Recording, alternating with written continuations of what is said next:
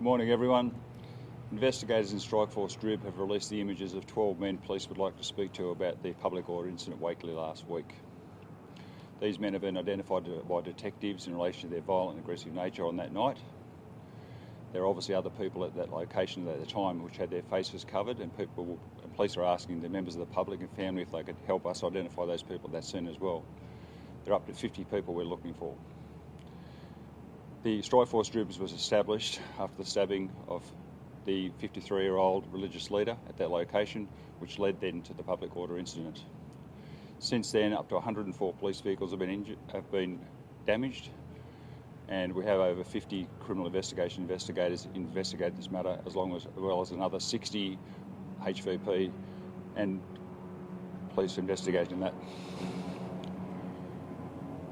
Throughout this investigation, police are looking for help from the public. If you have any information, please come forward to Crime Stoppers on 1800 333 000 or contact Fairfield Detectives.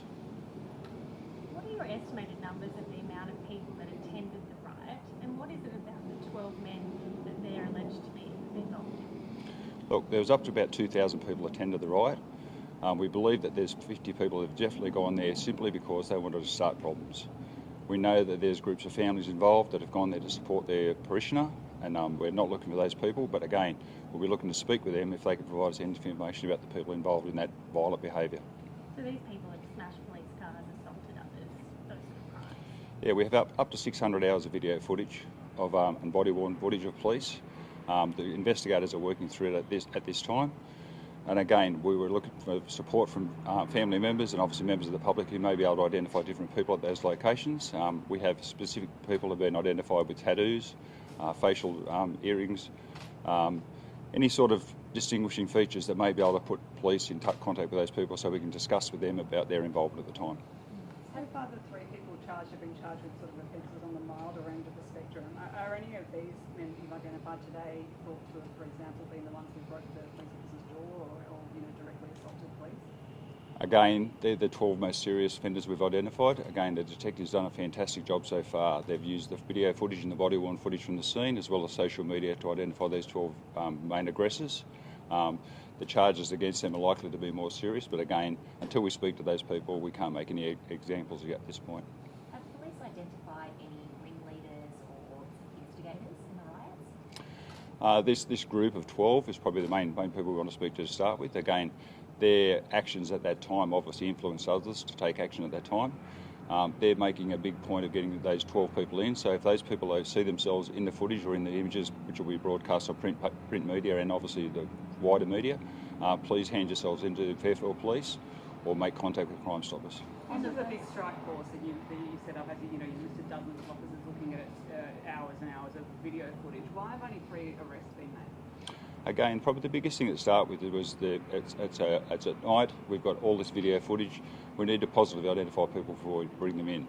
I suppose, as I said before, we're knocking on people's doors, and again, their involvement may have well been just to support the parishioners.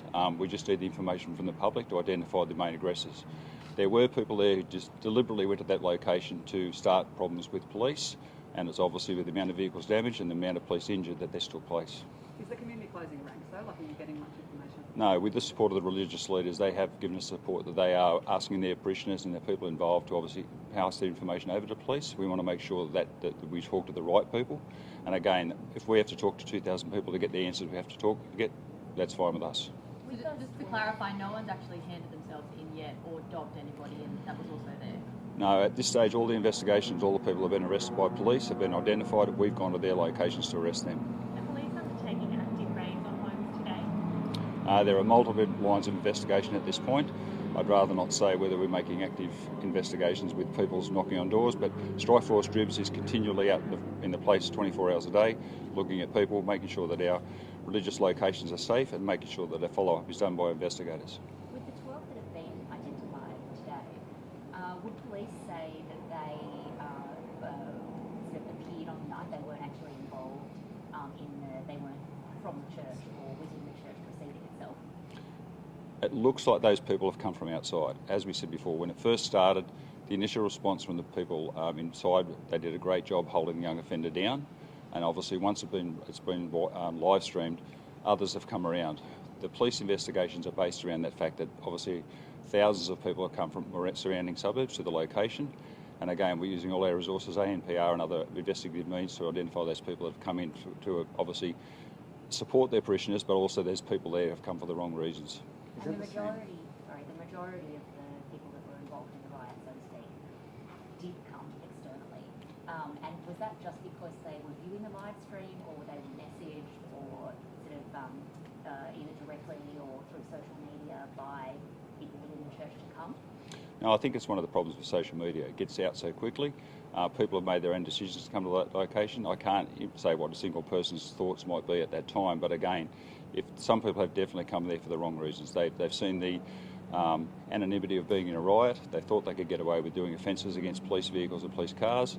Obviously, their concerns initially were for the injuries to the religious leaders, and obviously there were some threats made towards the young person involved. Given, as you say, that social media has that ability to mobilise large groups of people quickly, do police need to sort of reassess their riot procedures or anything, just given that it sort of makes it easier for these sorts of situations to suddenly spring up? Look, I think the police did a fantastic job that night on the pressure they were under. They quelled the situation. Again, probably this was a different situation to other public order incidents, simply because there was the young person involved. It was kept inside the church. That caused ongoing angst amongst some of the community members. Once we were able to get the young person out of the church, the group was able to be dissipated fairly quickly.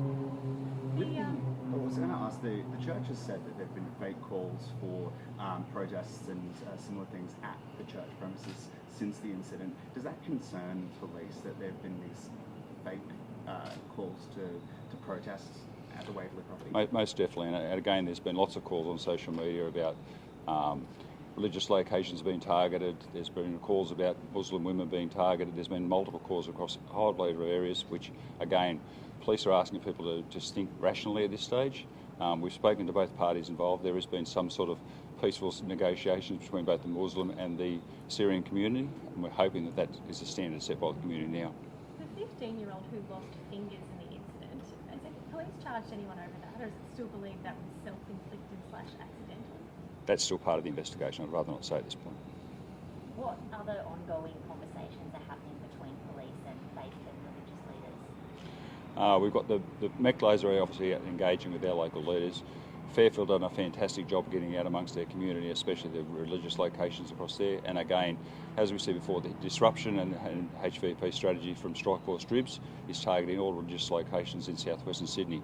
They're engaging with those locations, and the people at those locations East Daily and reporting back daily on how many people at the locations. Is there any threat and any concerns at all? And at this point, I'm happy to say that there isn't. The blitz on knives, how much of that has been centred around religious centres?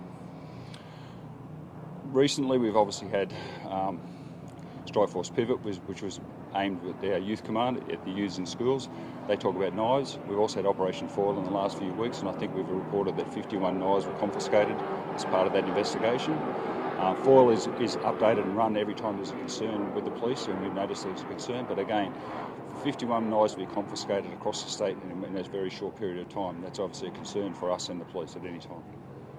Can I just confirm the 12 men that are wanted, are they believed to be regular parishioners, members of the church, or outsiders? That's why we're asking the investigation to go forward. We don't know at this point. We'd like those people to be identified and brought forward to us. Please, those people come forward and surrender yourselves to us at Fairfield Police Station, or make contact with Strikeforce Group's investigators. And those 12 people, we don't know if they know each other at all, or they're part of a group? That's exactly why we're looking for support from the public and obviously members of the community to identify those people. Again, we've done our investigations. We've used the video footage at the scene to identify that these are the violent and most aggressive people at those locations. Their actions are obviously intolerable to the local community and the wider public, and we're asking the public to help us locate these people. Is it still police understanding that the 15-year-old acted as a lone wolf and that there's no further group that he may be a part of that are arrested? Strikeforce trainers are still underway, and that's obviously being run by the Counter-Terrorism Command. I'd rather not comment on that. Thank you.